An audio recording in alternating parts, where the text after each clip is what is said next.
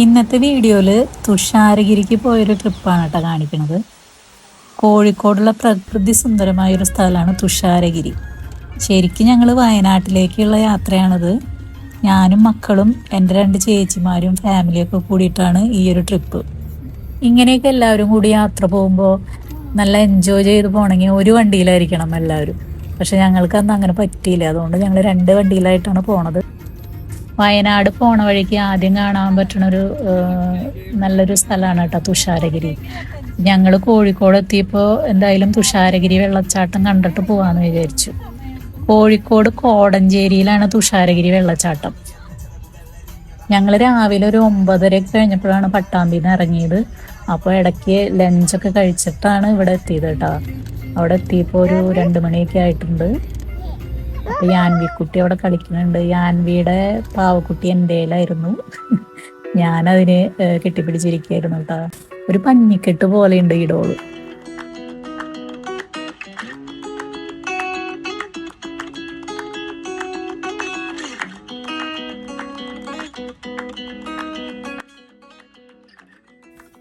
നിത്യഹരിതവനങ്ങളുടെ ആവരണമില്ലാത്ത പശ്ചിമഘട്ടത്തിന് നിയന്ത്രിച്ച് മഴ പെയ്യ്ക്കാനാവില്ല.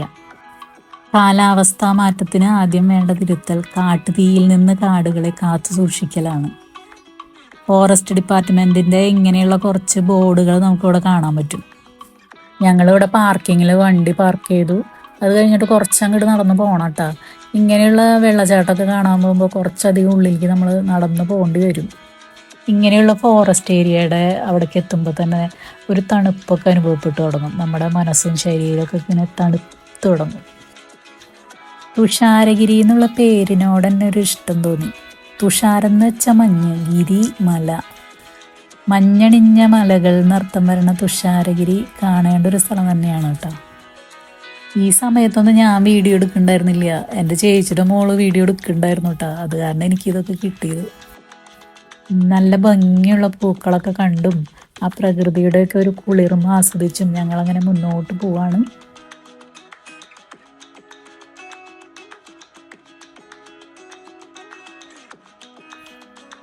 ഇവിടേക്കുള്ള entrance fees 40 രൂപയാണ് കേട്ടോ ഒരാൾക്ക്. അപ്പോൾ ഇവിടെ നിന്നാണ് നമ്മൾ ടിക്കറ്റ് എടുത്ത് ഉള്ളിൽ കയറേണ്ടത്.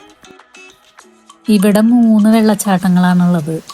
ഈരാറ്റുമുക്ക്, മഴവിൽ വെള്ളച്ചാട്ടം, തുമ്പിതുള്ളുംപാറ. ഏറ്റവും ഉയരത്തിലുള്ള വെള്ളച്ചാട്ടം തേൻപാറ വെള്ളച്ചാട്ടമാണ്.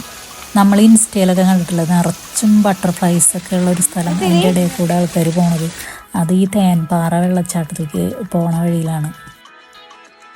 വെള്ളരിമലയെന്ന് തുടങ്ങണ ഇരവഴിഞ്ഞിപ്പുഴയുടെ പോഷക നദിയായ ചാലിപ്പുഴയിലാണ് തുഷാരഗിരി വെള്ളച്ചാട്ടമുള്ളത്.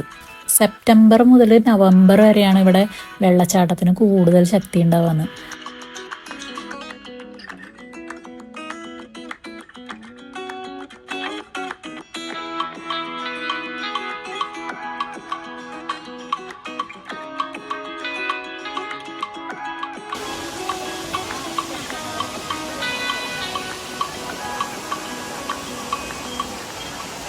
ഇവിടെ ഇങ്ങനെ ഒരു തൂക്കുപാലുണ്ട് കേട്ടോ. അതിൻ്റെ അപ്പുറത്തേക്ക് കൂടെയാണ് നമുക്ക് ഈ വെള്ളച്ചാട്ടത്തിൻ്റെ അടുത്തേക്ക് പോകാൻ പറ്റുക. ഞാൻ ഇവിടേക്ക് വരുമ്പോൾ വിചാരിച്ചത് ഞാൻ വെള്ളത്തിൽ ഇറങ്ങില്ല എന്ന് കേട്ടോ. പക്ഷെ ഇവിടെ എത്തിയപ്പോൾ ഒന്ന് വെള്ളത്തിൽ ഇറങ്ങാണ്ടിരിക്കാൻ പറ്റിയില്ല. അപ്പോൾ ഷൂ ഒക്കെ ഒന്ന് ഊരി വെള്ളത്തിലൊക്കെ ഒന്ന് കാലിട്ടു എന്ന് മാത്രം. ഇവിടെ നിന്ന് നമുക്ക് മുകളിലേക്ക് കയറണം. മഴവിൽ വെള്ളച്ചാട്ടം, തുമ്പിതുള്ളും പാറയിലേക്കൊക്കെ പോകാനായിട്ട്. അപ്പോൾ പോയി വരുന്നവരെ കാണാം. അങ്ങോട്ട് 3 മണിക്ക് ശേഷം ആരെയും കടത്തി വിടില്ല. കുറേ അധികം ഉള്ളിലേക്ക് പോകാനുണ്ട്. അവിടെ നിറച്ചിങ്ങനെ വള്ളിപ്പടർപ്പൊക്കെ ആയിട്ട് നല്ല ഭംഗിയുണ്ട് കേട്ടോ വഴി കാണാൻ.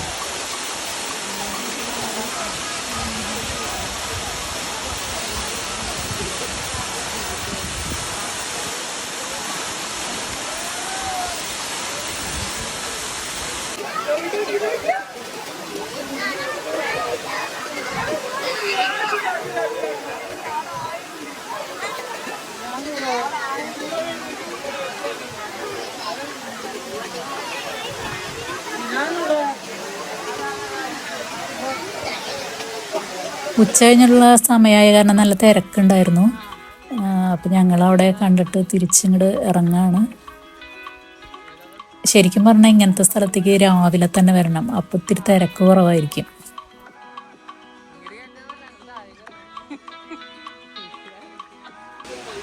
ടാന്നി മുത്തശ്ശി അതെന്താണ്?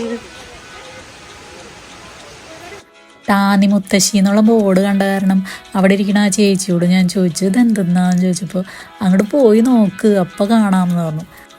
ടാന്നി മുത്തശ്ശി എന്ന് എഴുതിയ ബോർഡിൽ കുഞ്ഞുണ്ണി മാഷിൻ്റെ കവിതയുടെ വരികളുണ്ടായിരുന്നു. മഞ്ഞു വേണം, മഴയും വേണം, വെയിലും വേണം, ലാവും വേണം, ഇരുട്ടും വേണം, പുലരിയും വേണം, പൂവും വേണം, പുഴുവും വേണം, വേണം വേണം ഞാനും പാരിനും. ആ ബോർഡ് കണ്ടപ്പോൾ ഇങ്ങോട്ട് വരാൻ തോന്നിയത് നന്നായി, അല്ലെങ്കിൽ നഷ്ടമായേനെ.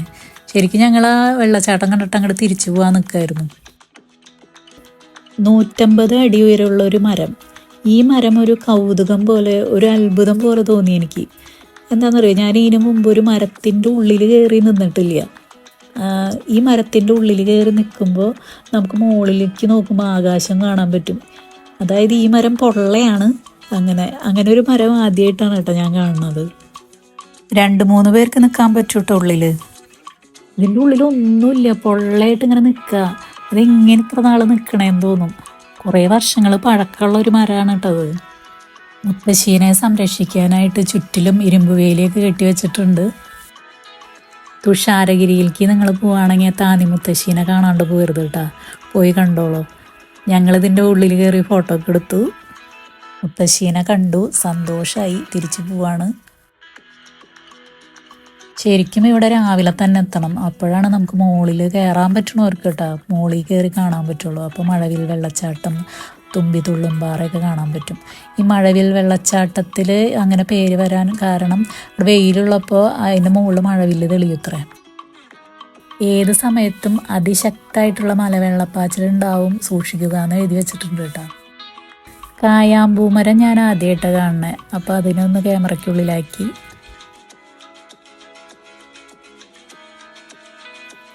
കുറച്ച് നേരത്തെ വരാണെങ്കിൽ കുറേ നേരം കൂടി ഇവിടെ നിൽക്കായിരുന്നു എന്ന് തോന്നി. പെട്ടെന്ന് ഞങ്ങൾ തിരിച്ചു പോവാണ് കേട്ടോ. ഇവിടെയൊക്കെ കണ്ടിട്ട് വണ്ടിയൊക്കെ എടുത്ത് പുറത്ത് വന്നു. തുഷാരഗിരി പാലത്തിൻ്റെ മുകളിൽ നിന്നുള്ള കാഴ്ചയാണിത്. പാലത്തിൻ്റെ 2 സൈഡിലും നല്ല വ്യൂ ആണ്. ഞങ്ങൾ അതൊക്കെ കണ്ട് ഇനി വയനാട്ടിലേക്കുള്ള യാത്ര ആരംഭിക്കുകയാണ്. നമ്മുടെ ഈ കൊച്ചു കേരളത്തിൽ തന്നെ എത്ര മനോഹരമായിട്ടുള്ള സ്ഥലങ്ങളാണല്ലേ. ഒട്ടുമിക്കതും നമ്മൾ കണ്ടിട്ടുണ്ടാവില്ല. ഈ സ്ഥലം അതുപോലെ ആദ്യമായിട്ട് കണ്ടതാണ്. പ്രകൃതിയെ സ്നേഹിക്കുക, യാത്രേനെ സ്നേഹിക്കുക, അപ്പം നമുക്ക് കൂടുതൽ കൂടുതൽ അവസരങ്ങൾ കിട്ടും യാത്ര ചെയ്യാൻ, പ്രകൃതിയെ ആസ്വദിക്കാൻ, കാണാൻ ഒക്കെ. അപ്പോൾ ഒരു യാത്രയും അവസാനിക്കണില്ല. ഒരു യാത്ര മറ്റൊരു യാത്രയുടെ തുടക്കമാണ്. അപ്പോൾ ഇനിയും അടുത്ത യാത്രയുടെ വീഡിയോ ആയിട്ട് വരാം. എല്ലാവരും കാണാം. അപ്പോൾ ഇനി വയനാട് എത്തിയിട്ട് കാണാം കേട്ടോ.